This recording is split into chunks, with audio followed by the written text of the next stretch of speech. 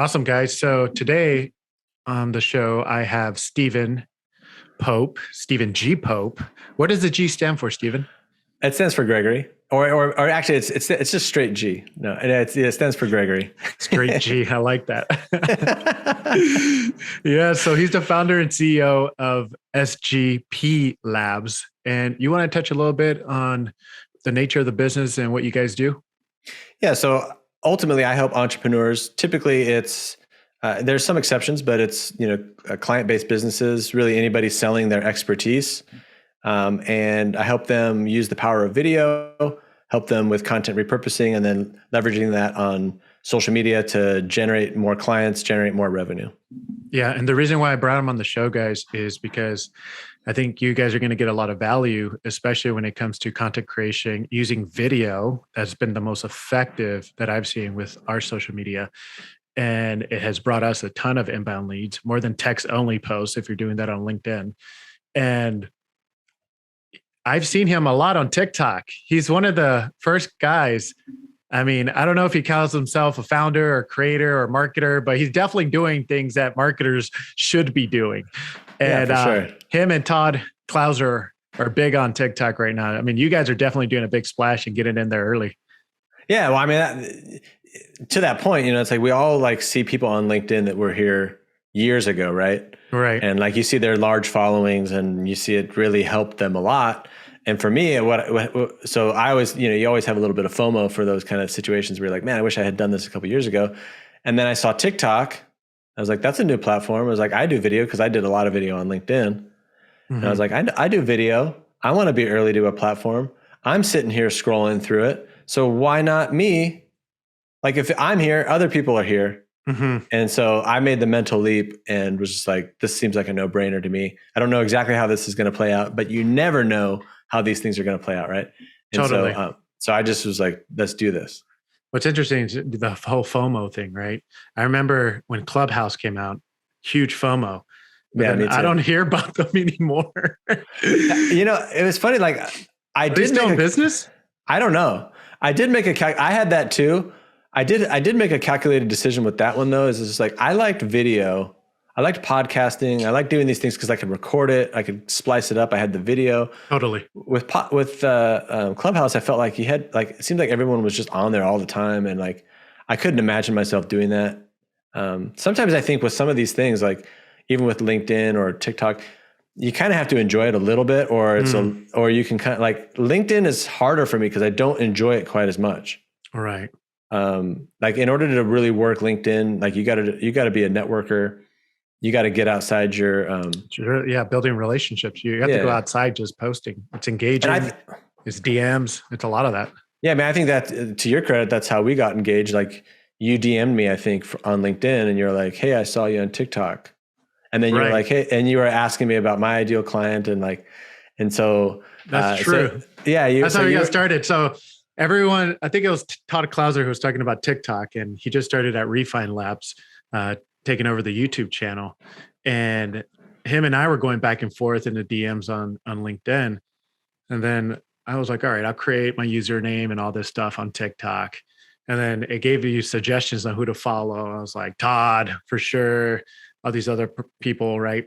And then you started coming up a few weeks later as a suggestion. Yeah. And then I was like, oh, for sure. Stephen, I saw his LinkedIn content before, and I know you're all about video.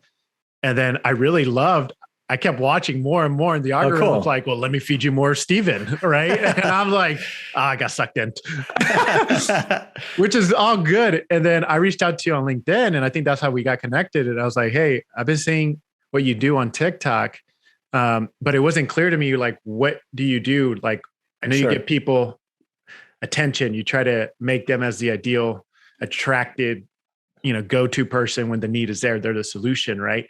Exactly. So It made me curious to know exactly which will just lead into this and dive in, is what's exactly your content creation process or strategy?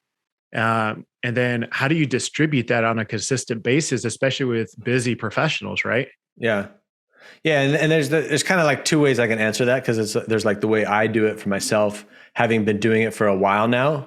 Right. Having all the muscle memory and all that kind of stuff and all the equipment. And so there's like kind of the way I do it. And then there's the way that I help clients get going. So what do you think would be the most helpful for you to hear about? I mean, I love talking about both, but. So let's do this because either angle that we take it is going to be valuable. But let's say we have a video podcast already. Okay.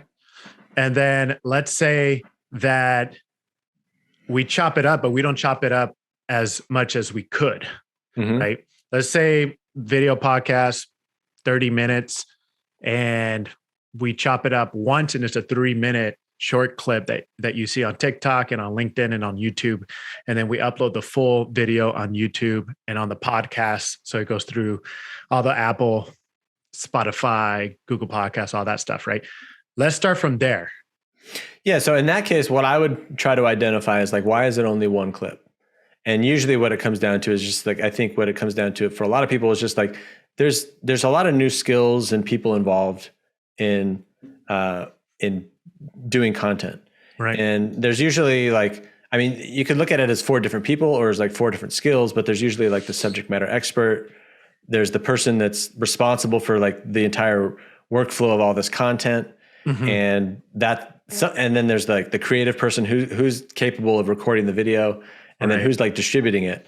And so depending on the company, that could just be one person or it could be 4 different people. Right.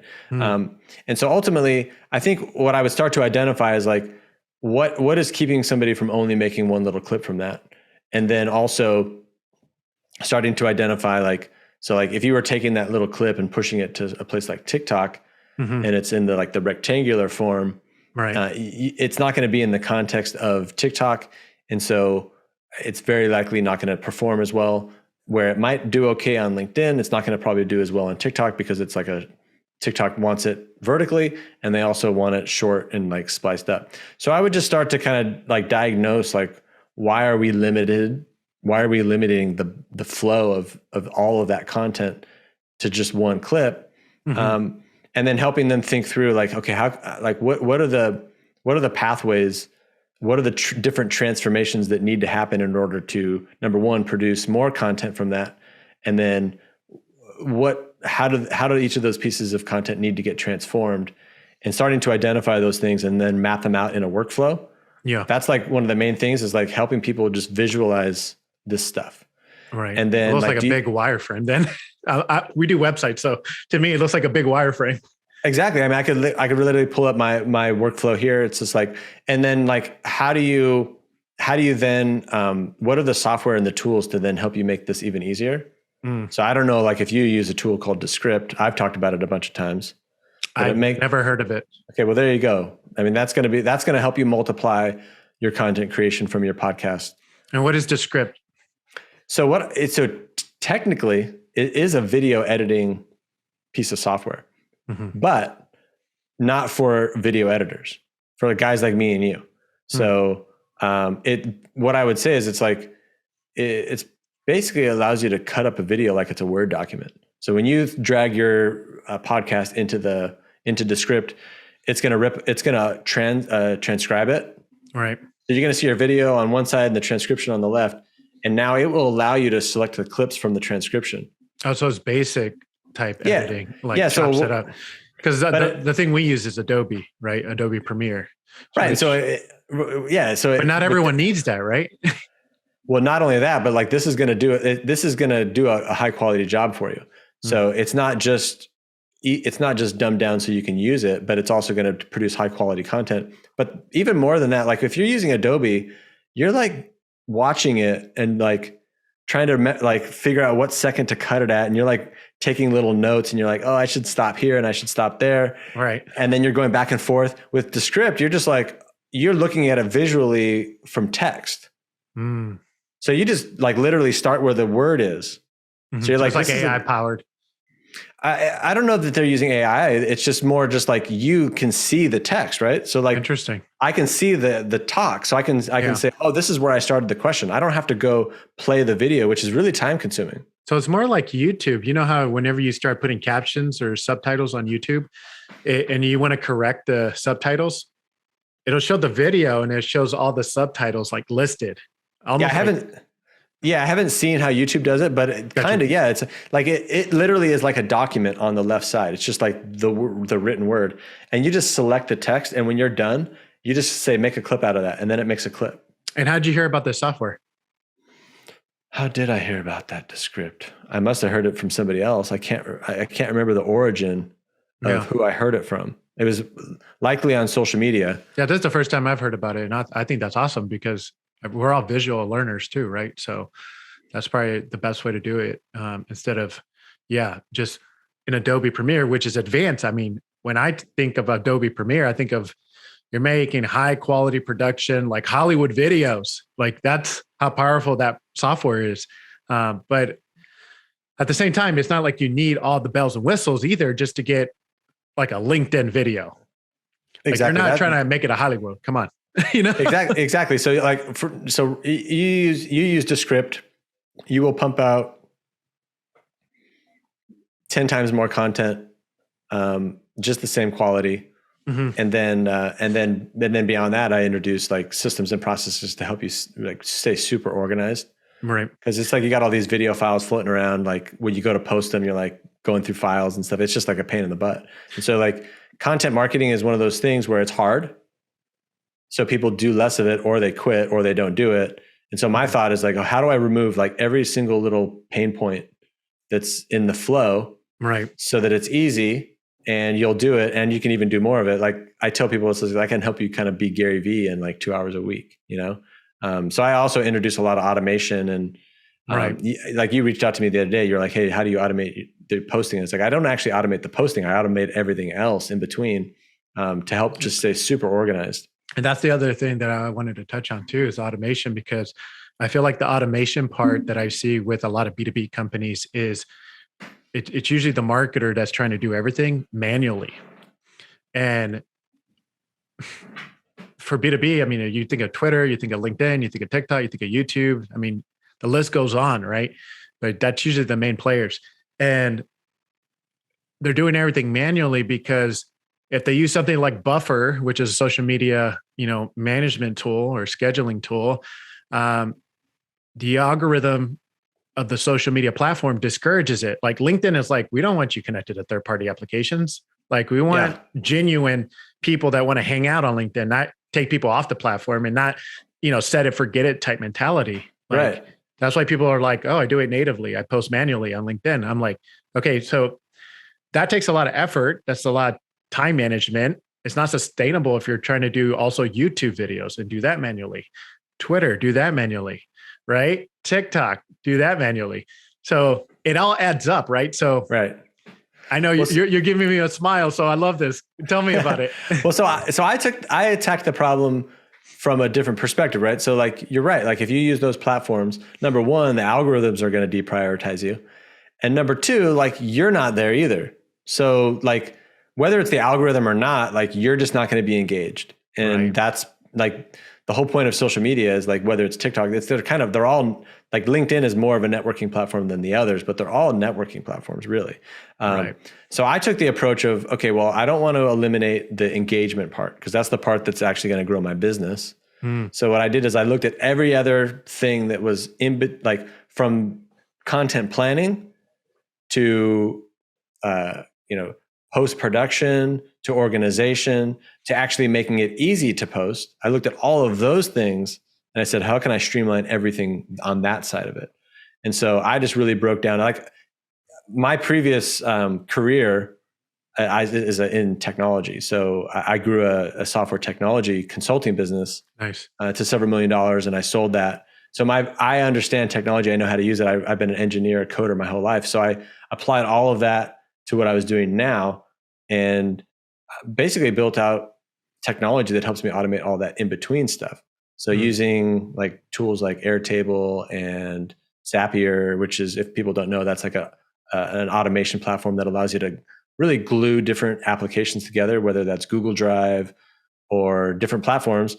And so then what I'm using those to is like, so like in order to store all this media, it's like you need folders and files, and you need you need links to get to things. So all of that stuff for me is just automatically created. So when I upload, when I finish this podcast, because I'm recording it as well, there's a camera that looks at me.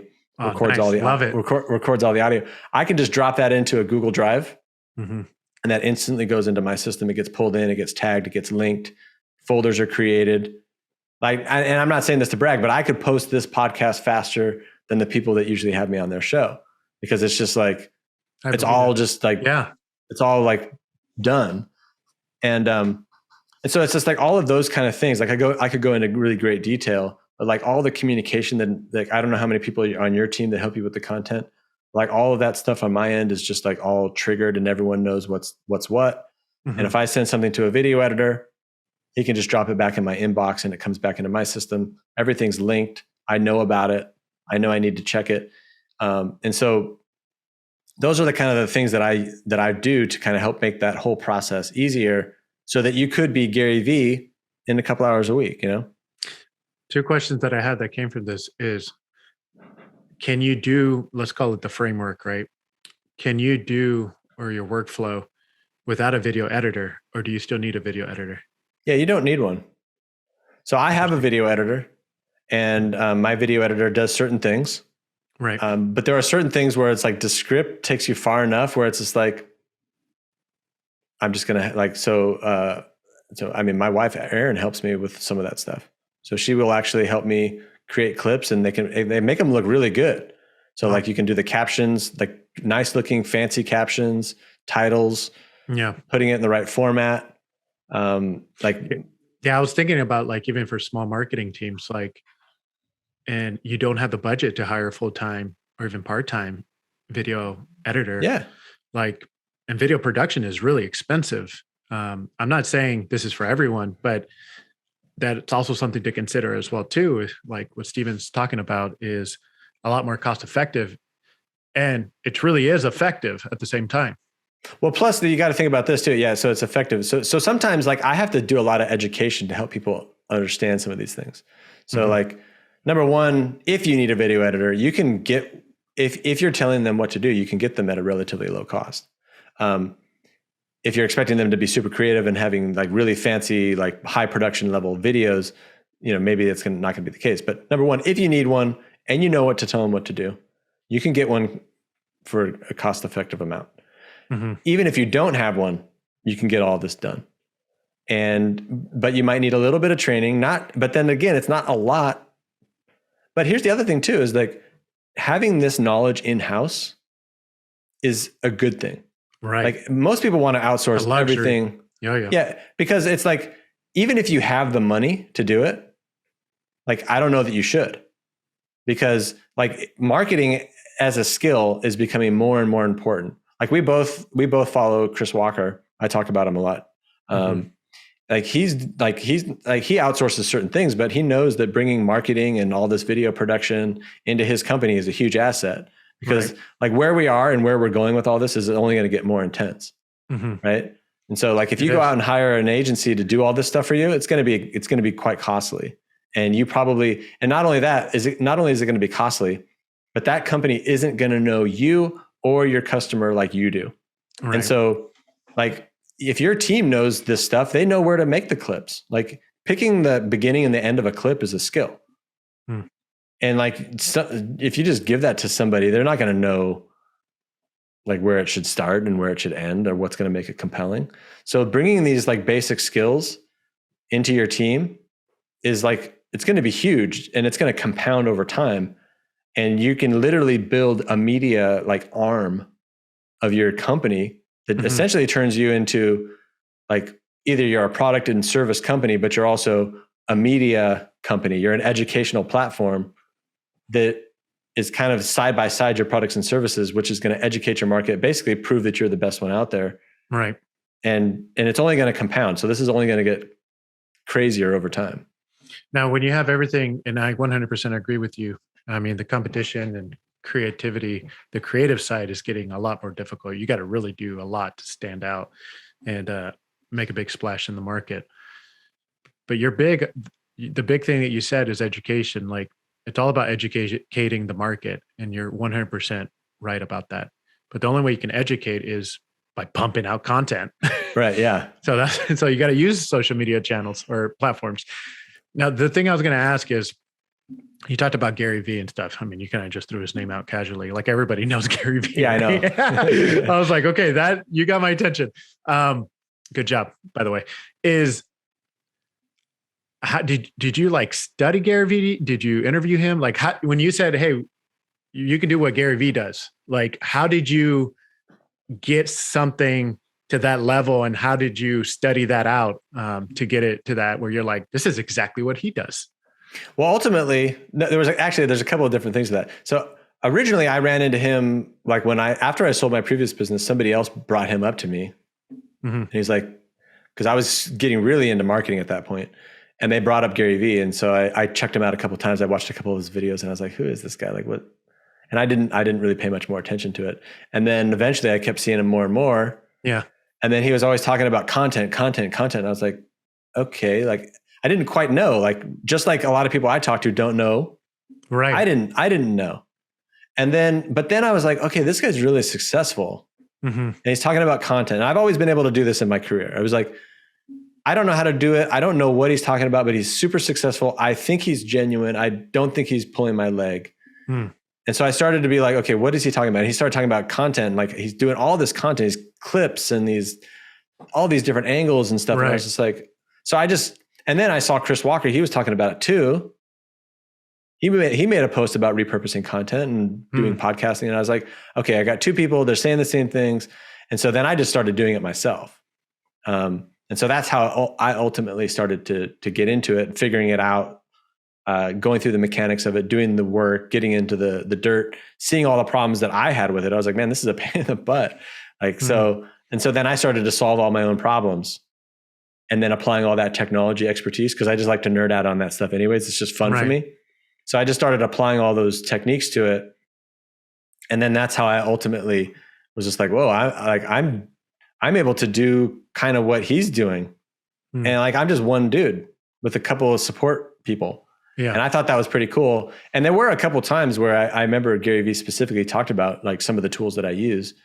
And I was like, oh, okay, I know those tools, and I pulled those in. Nice. So that's kind of like got like reassurance from that.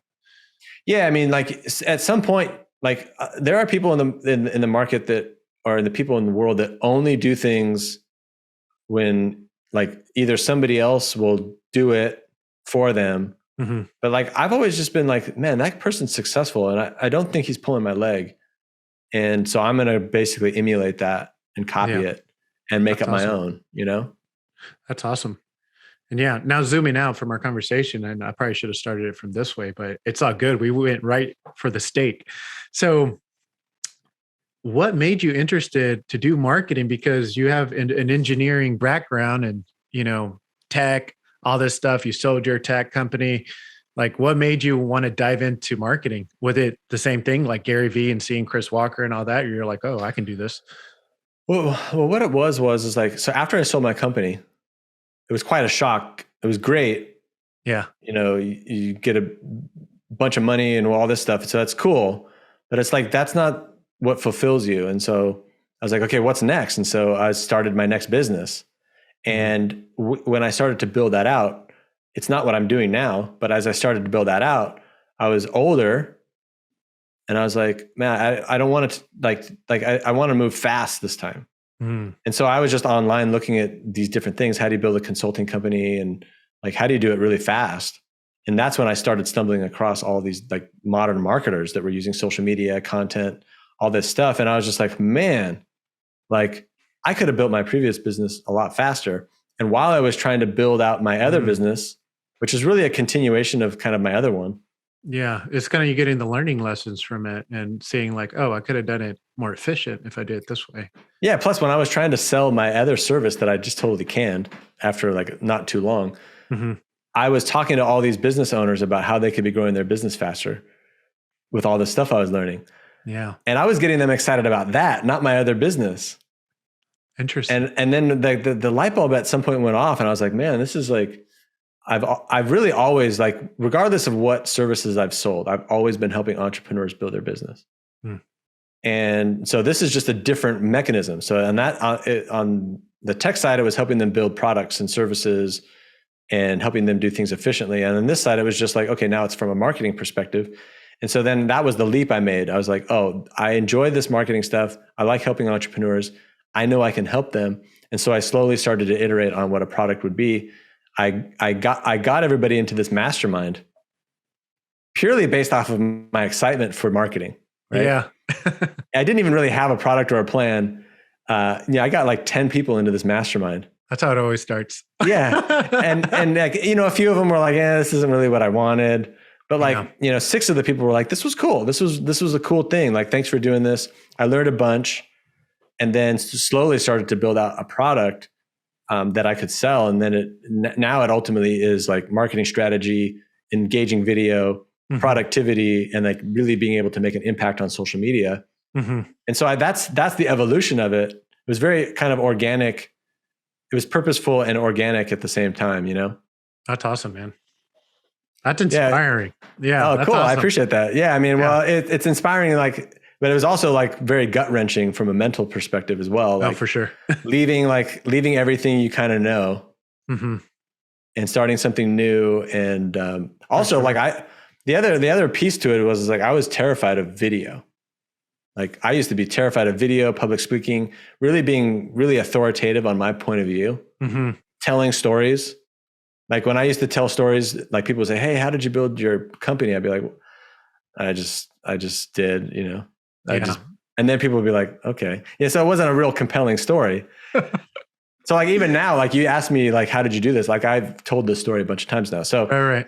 I learned all these different things, and like, so overcoming video and like the challenge of getting myself out there was also high on my list, because I always felt like I was stifled by my insecurities of just coming out. Like, this is me. Yeah.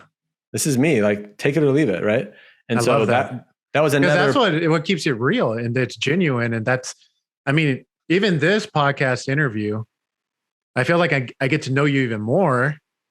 And the fact that you're being vulnerable, I'm like, dude, I feel like our trust has grown like 10 times just from this interview. It's not even over yet. You know what I mean? No, I appreciate that. Yeah. I mean, I think that's it. And what I'll tell you this too, like, especially on social channels, like, doing that, I think, is the best way, right? Because it's like, you can fake it till you make it, which has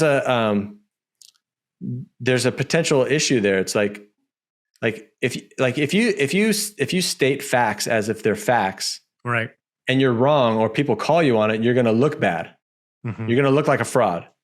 But if you have predictions and hypotheses about where the future is going, and you're wrong, you're just someone that's innovative and is wrong. And people and that's cool. Like, that's actually that's kind of cool. Like, you're someone that has forward right. thoughts, and you're willing to put them out there. And if they're right, they're right. And if you're wrong, you're just somebody that's willing to take risks. So you look good either way. Right. And so like, when you're thinking about building your brand and like going out in the marketplace, you don't have to fake it. Like, you can give predictions. You can, like, people like that. They're like, oh, this guy's like, he's got ideas about the future, as opposed to saying, I have everything figured out. If you work with me, I'm going to get you a client in a month. I'll guarantee it. And which no marketer can really guarantee that. Right. Chris Walker wouldn't guarantee that either. He would be like, I don't know when you're going to get your first client. Like, do you have a good product? I don't even know. Like, if your product sucks, I'm not going to be able to get you anything because it's not good. I don't think you would even go further than the discovery call with Chris. He knows your product sucks. Yeah. I mean, like, or he would say, I'll help you figure out how to improve the product, So, yeah. So I think having that authenticity, being truthful. I mean, on the flip side, I will say this too, like, a lot of people are afraid to talk about the results they have. So like, you can go the other way too, where you're just like a kind of afraid to take ownership of some of the things that you've done. If you've helped people, if you've done these certain things, like, if you, like, sometimes as a marketer, you've helped people do things. You can't take all the credit because it's like their product, and it's not like you did everything, but you were involved. Right. So claim it. I helped you do this. I helped you go do from here to there. And so, yeah. The thing that I also liked is, I would have never known that you're fearful and insecure, which we all are. We're all humans. I am too. And until you share that, you kind of bring back the human aspect of that. But you make a good point too, because I wasn't good at telling my story until I had a few video podcast interviews and people brought me onto their show and me doing this, bringing you on, guests on. So I got better at telling my story. And it's very important, no matter if you're an entrepreneur or a marketer, to really work at perfecting your story. And it's a short story. Right. And it's always going to change. It's not like, all right, this is my next story I'm going to tell for 20 years. This sucks. Like, no, that should not be the feeling. Like, you're always going to change it and more exciting things are going to happen. But you got to talk about what sticks out, like what Steven talked about that I really like, that is you talked about your learning experience. You sold a tech startup and you brought those learnings into your new company, right? The fear of failing. I don't think you said that, but I gathered from that. Sure. Like, those are all normal fears of any entrepreneur. But the thing is that you learned the marketing aspect, you enjoyed it, and you ended up doing more and more and more of that. So that story is super powerful. That carries a lot of weight. Right. And every person has their own story to tell. Everyone's different. Everyone has different walks of life. But I also want to make another point that I think is very important. So I'm a B2B marketer turned to, founder, CEO, running my own WordPress web dev agency, right? The thing that I enjoyed working with when it came to vendors is that they were specialists. They weren't generalists. Right. So the thing that I love that what you're sharing is you've done all the research experiments and stuff like that. Like, no marketer or entrepreneur needs to go get Airtable, go do a Zapier, get all this stuff and spend all the months or years of doing what you just did. Right. Yeah. Like, what works, what doesn't work. You're also ahead with the trends of what's going on. I clearly see it on TikTok, right? So I think it's important to hire someone like you who's a specialist, especially when it comes to, content creation and distributing that content. Right. Yeah. I mean, thank you. Like I really have brought all my skills together and then also like tried to make sure that it was something that the marketplace needed. Also thinking a little bit further ahead out and being like, hey, this is going to only get more intense. But yeah, and then to talk about the stories, like, that is an important thing. And to illustrate that, when I did start selling what I was selling, like when I'd go to people and I'd be like, I would definitely get them interested. Like, I was like, hey, I'm going to grow your business. Look at all these opportunities. Look what you could do. Yeah. But like, I remember talking to one guy and he was like, what are you doing? Like, why are you doing all this? And I was like, oh, well, it's because I sold the company. I have flexibility. I like helping entrepreneurs. I kind of figured all this stuff out. And he was like, oh, okay, I get it. And that was my epiphany moment. I was like, shoot, like, if you don't connect the dot for somebody, like, if you might have what somebody wants, you might interest them to thinking that what you have is what they want. But if you don't connect the dots with why you're the person to do it, then it's not going to make sense to them and they won't buy it. And so like what I tell people is like, you focus in on those epiphany moments that you had. And you're not telling the story, like, this is another important point too, is like, you're not telling the story like it's literally your story. It is your story. Right. But you're leveraging your story as a connector to make this whole thing make sense. Totally. And you're right. Like, you can't get good at that unless you're doing it all the time. And that's another thing about content and like all this stuff is like, most people come to me like, oh, you're going to help me grow your business. Right. But the thing I'm always like on the back end, a lot of what it actually is like, yeah, like you said, like helping them accelerate the process so they're not making all these mistakes. Right. But it's also like all these skills, you gotta be talking all the time so that you get good at talking about this stuff. You got to get good on video. Like, aside from all the other things, like if for some reason, like there was some weird turn in my business, totally failed, I learned like how to communicate and on video, which is only going to get more intense. And so I'm going to be so many legs ahead of other people when it comes down to it. Like, I grew faster on TikTok because I had been doing it on LinkedIn. My YouTube channel is now growing faster because I had done LinkedIn and I had done TikTok. And so all of these things continue to compound. And like, if you're just starting out from scratch, like you've never made a video, you've never made a piece of content, right? It's going to take a little bit of time for these things to gel a little bit. Right. But they will, and they will compound. And then you will, just like how an investor teaches you that if you start investing now, like 5 years from now, you're going to have like way more money. Right. But like for that first couple of months where you're putting some putting things away, you're going to have less, And so you have to have some understanding of where the world's going to believe in it, to see it. Although we all see it, but just people don't really, they don't really buy into it. Like there's still people just doing the same old school traditional networking groups. And there's no disrespect to that.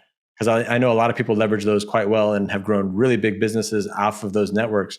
But that isn't, there's always a spot for that, but that's not where you can scale your business. Right.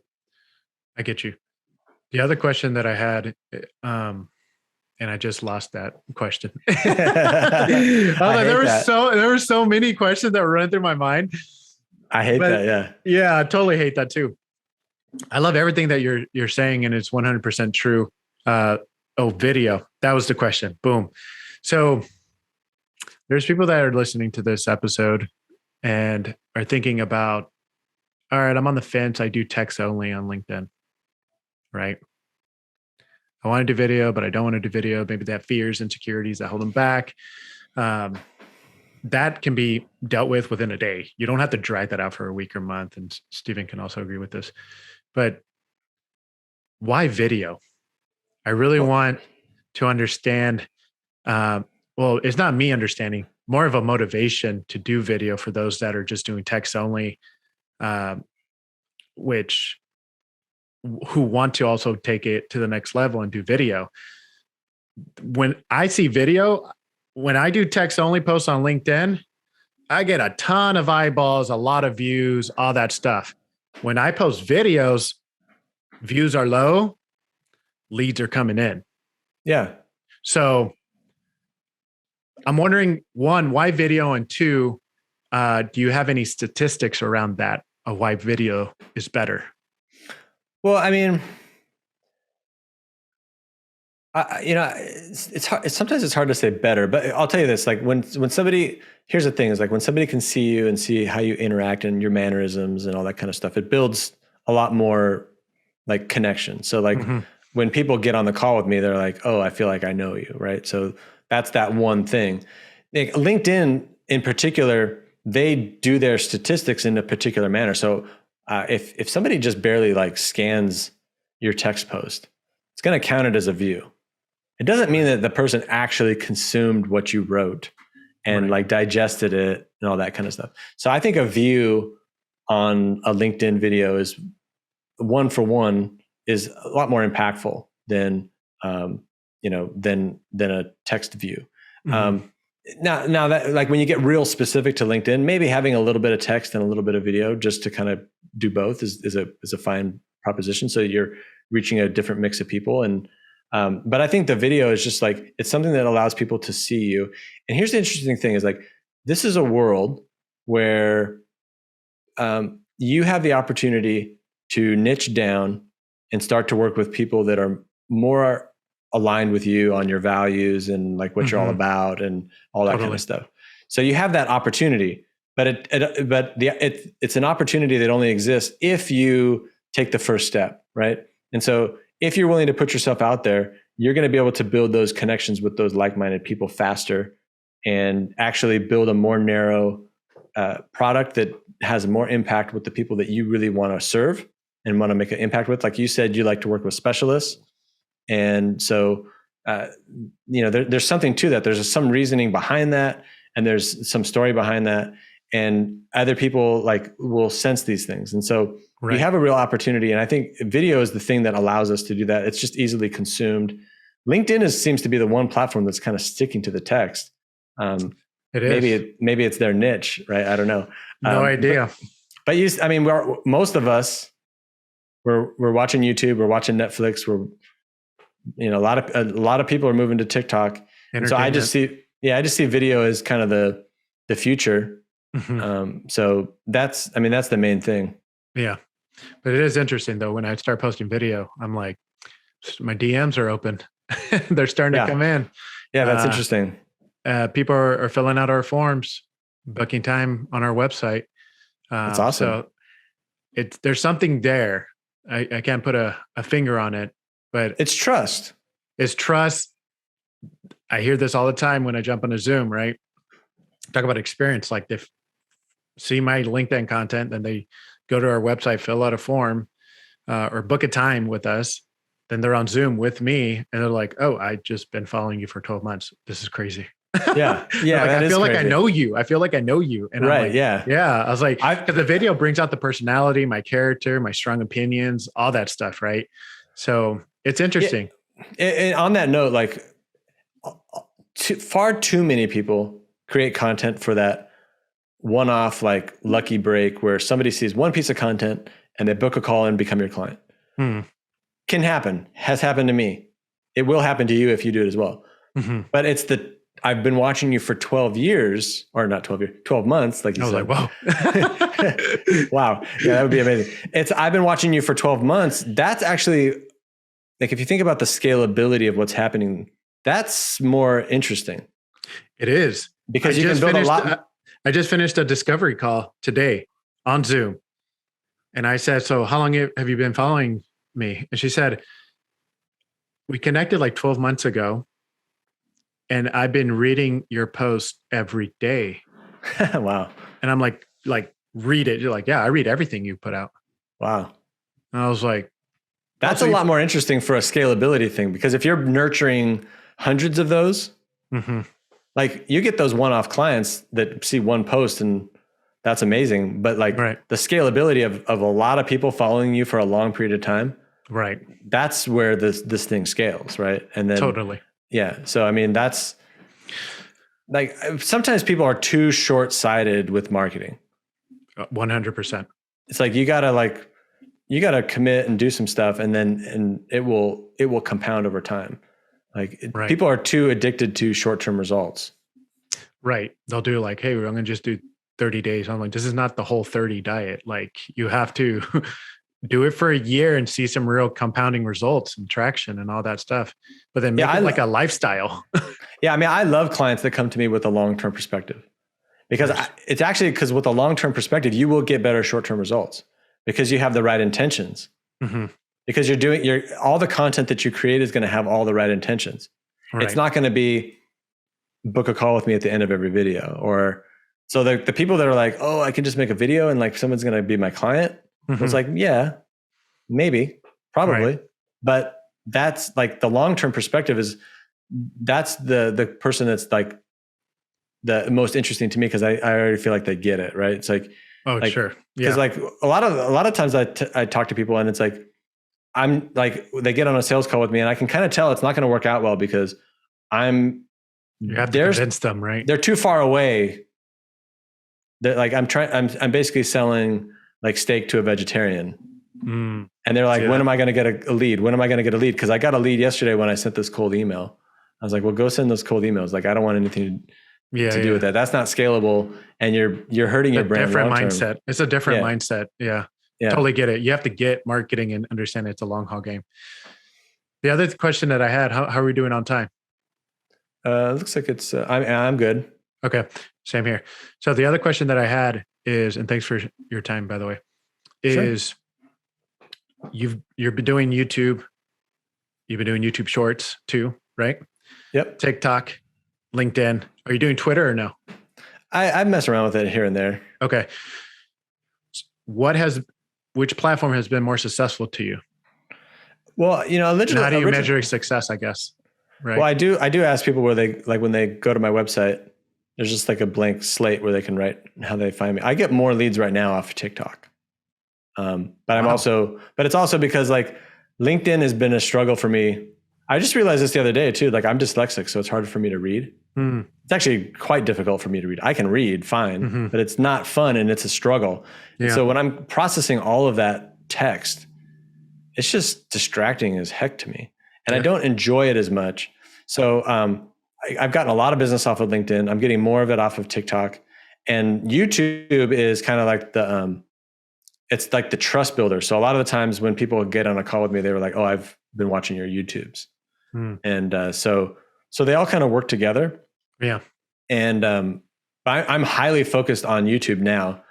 I always approached it in the past, and I was just on another podcast. We were just talking about this. I always approached this in the past. I was like, "Oh, I'm just using YouTube to publish my videos there, so that so people can watch them." And that was my mindset. I started to realize that was kind of like I was only saying that because I didn't want people to see that I only had 3 subscribers, and like, not like judge me as like, "Oh, he doesn't have yeah.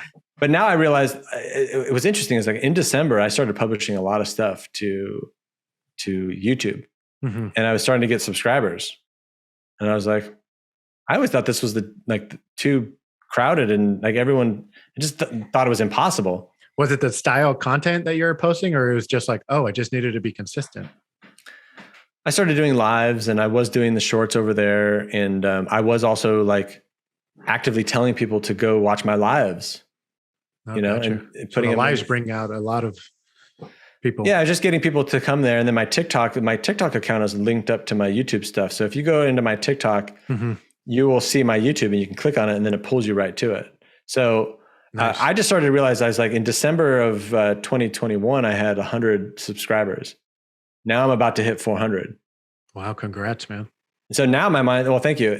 But now my mind is just flipped. I was like, oh, this is a real opportunity. This is where the long-term like value is, right? Cause I have videos there. I have videos there that are old, but they still get views. That's your database.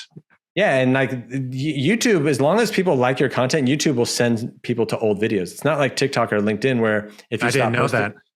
Yeah. Cause it's a search platform. Yeah. I didn't think about that. And I actually am not there with the mindset. I'm more like, Apple Podcasts priority, LinkedIn is second priority. And then everything else gets repurposed or dumped into YouTube and dumped into TikTok. Yeah. But I don't. Well, it's good to have your priorities. I mean, if it works for you, then don't break it. Because you know what I mean? Like, but I never shifted my mindset to thinking about how to scale each one, if that makes sense. Yeah. I just think of it as like LinkedIn works great for podcasting. Yeah. Well, I mean, that's the thing. It's like, if it works, don't break it. It's like, I started to really focus in on video heavy. And so like, that's why I'm on video platforms. Yeah. I still push stuff to my podcast and whatnot, but like, just like you, I've got my focus. And but yeah, I mean, like YouTube is a really cool place. It's out of all the different channels, it is one of those like evergreen kind of places. Right. I love that. I don't think about that. I think why I have a different mindset about it is, one, because LinkedIn is the primary or the secondary, but it's really amplifies the podcast even more, where people go and listen to it because of LinkedIn. It's the main driver. Well, I mean, like I said, man, if it works, don't mess with it. No, yeah. But I was just thinking, I'm definitely not messing with it. Just for clarity purposes, I'm not messing with that. I agree with you on that. But I think of it more like the algorithm, right? It sucks year by year all the time. Oh, you mean LinkedIn? With LinkedIn, but yeah, I'm thinking with YouTube, like it definitely sucks. That's the assumption that I make with YouTube. It's just hard. Like, so it's like, there's a lot of good content. And so like the video has to be good. Like it has to be, totally. It has, like, they're going to look at your videos by like how long people watch it. Right. Right. And so it's a high bar. It's a high bar to hit, but on the flip side, it's an intent-based platform. So like they know what you care about. Right. Partly because they have the data from Google and their search, so they can mix the two. So they know what you care about. They're going to suggest things. So if your video is resonating with people, they're going to suggest it. Totally. And it's intent based. So people search for stuff. So if you've got the best content, it's going to come up. Right. Last question that I had is pricing. Do you have pricing plans, or is it per project? But wanted to know what your pricing is, because those who are listening, if they want some type of automation type system, they're resonating with you right now, and you're the specialist, it's exactly what they need. What's your pricing and how can they get in contact with you? Yeah, it's a little bit, it depends a little bit on what they need, right? So I mostly work with people as really as like a coach and a consultant, where I'm helping them kind of build out strategy and helping them implement these things as their own team. And so it turns out with like the automation stuff, like I don't typically like go in and implement a bunch of automation for people, partly because a lot of my clients aren't even creating content yet. Right. So like, it's just like in marketing, like if you add automation to nothing, like you get nothing. It's like, it only makes your life worse. In fact, I've made my own life much worse with, with adding automation. So, but there are some larger companies where I have, and in those cases, like if I'm doing just like, I'm helping you come in and just implement complex automations, it's usually like $3,000 a month. Mm-hmm. And I'm meeting with you guys and helping you implement these things. And there's a combination of me helping you do a couple things, and then also me training you so that you're not dependent on me for the rest of your life. But most of my clients come to me because they're not doing video. They don't know how to market their company. So we start off with basic marketing strategy. How do we create engaging video? Then how do we make it productive? So there are systems and processes to implement. There are some basic automations to implement in the beginning. And then how do we actually perform well on social media, right? Because you need a marketing strategy, you need a content strategy, you need engaging video, you need productivity and impact in order for all of this to work. Gotcha. And so in that case, then I'm really helping them as a coach on that front. Gotcha. So they actually need to purchase all the software that you recommend. I mean, they don't need to, but yeah, and that's where I'm helping them make decisions like, what do you outsource? Do you need a video editor? Gotcha. How do you hire a video editor? Or is there somebody on your team that's appropriate? What skills do they need? Well, here's how they can learn that. I love that. Just like a strategist too. Yeah, just helping them like build out that custom strategy, and then for your company, how do we layer this stuff in? What makes sense for you? Because a lot of times people are like, I do not want to do any of that. I'm like, well, what if it was not that hard and like you could save $4,000 a month? And they're like, oh, maybe I would like that, like, so you start throwing money around like that. Yeah. Okay. Yeah. Cause like, if you go out and if like, I've done some research, like if you, like, there are some sites that you'll send them a podcast. Yep. And they'll send you back the podcast. They'll publish it. They'll create clips for you. I don't know whether the clips are good and they've clipped it at the right spot. That's a different question. But in order to publish daily content from some service like that, they're going to charge you $4,000 or $5,000 a month. Totally. And I know places that charge anywhere from $3,000 to like $6,000 a month, and they don't do any video. They only do audio. Yeah. They just do audio editing, and then make sure you look flawless on Apple Podcast, right? And Spotify, like you sound flawless, but there's no video component to it. Yeah. That's a lot of money for, that's a lot of money. Unless you're a big company. And here's what I always say though, is like, even if you can afford that, like what those companies are doing for you is not that complex at this stage of the game. Like it's not that complicated. And I honestly, if I had the money, I wouldn't pay for it. Yeah. And like, if you did this in-house, not only will you do it cheaper, you'll get better at it. Not only will that compound over time, like we talked about in the very beginning of our talk. Right. But you're going to do it so much more cost effectively. And you're going to be able to apply so much more like customer knowledge into that stuff. Right. Like if you know your customer well, you're going to know, I need to start the clip right there because that's what they're going to care about. That's the key word that they care about. No outsourced company is going to ever do that the way you need it. They don't know where to cut it, and they don't know the creative side too. They don't know your customer. Everything you're saying is true. And then another point that I wanted to make is even like content marketing agencies. Okay. They charge minimum $5,000. I've seen some that charge 10, 22K. I'm not even joking. Right. Yeah. And I've been the marketer where I hired those agencies. And I can tell you right now, I didn't need more than half the crap they're selling me. Right.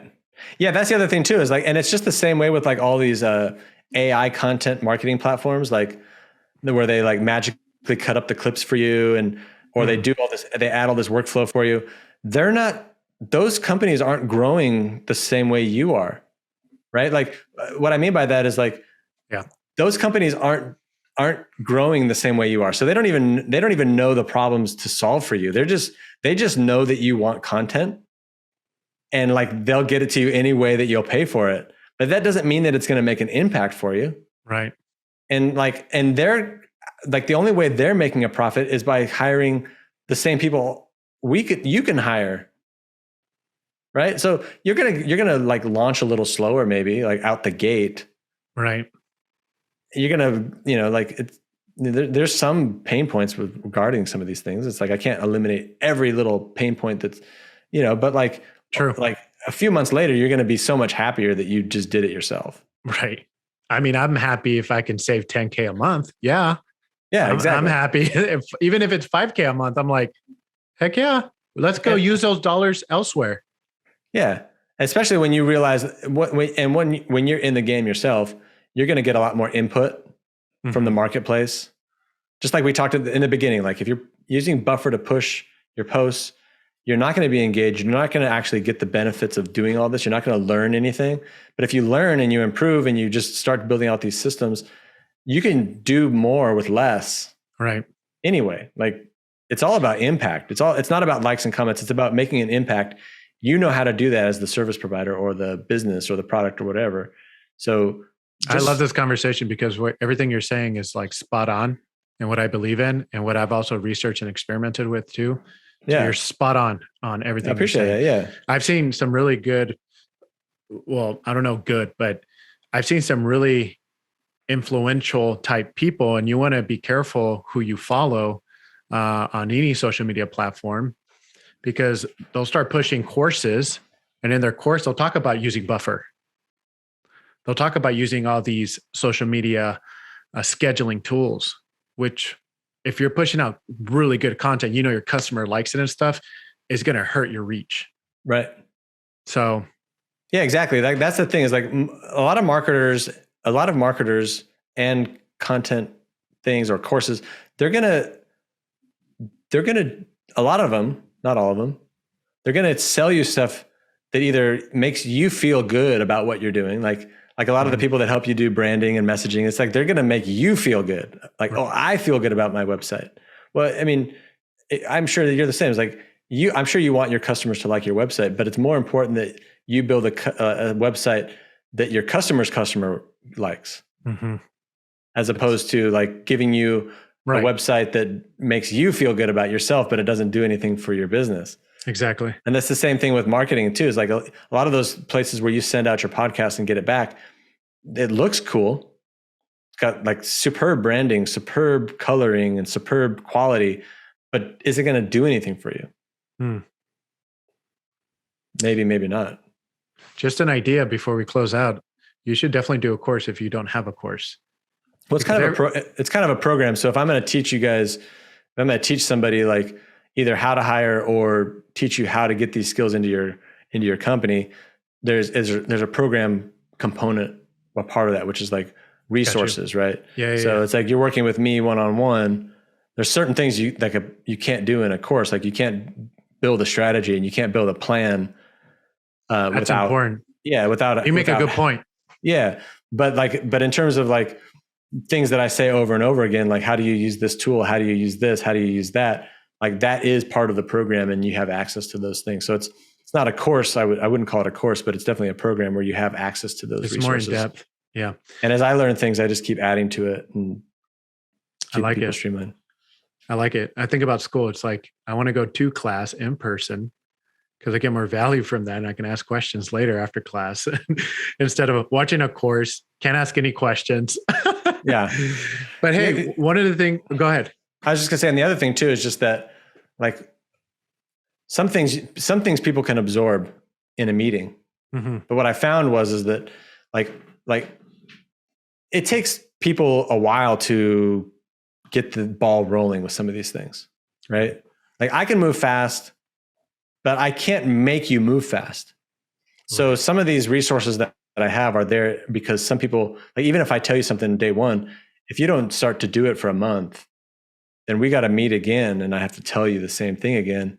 That's not good for you or me because I get tired of saying the same things And realistically, it's like a 5-minute thing that you can watch and just be like, oh, I know how to do that. And just do it on your own time at your own pace, as opposed to like, cause I found like if I'm always saying the same things to people and then they get busy and they can't do it, then they're not going to be like, it's not my fault, but that they still didn't get what they wanted. So it's like working out. Like if you don't value working out, you're not going to put the time in to work out and schedule out the block that I need to go and work out. I'm not going to let my anxiety and my work take over because I value working out. So I think it's a value thing. Yeah, exactly. Awesome. Steven, where can they get in contact with you though? Yeah. So obviously you can go to my website, sgplabs.com. You can go to book a call. I do little intro calls with people if they're interested in hearing more. And then obviously you can go to my YouTube. So if you go to YouTube and you type Steven with a PH, Stephen G Pope, I'll pop up.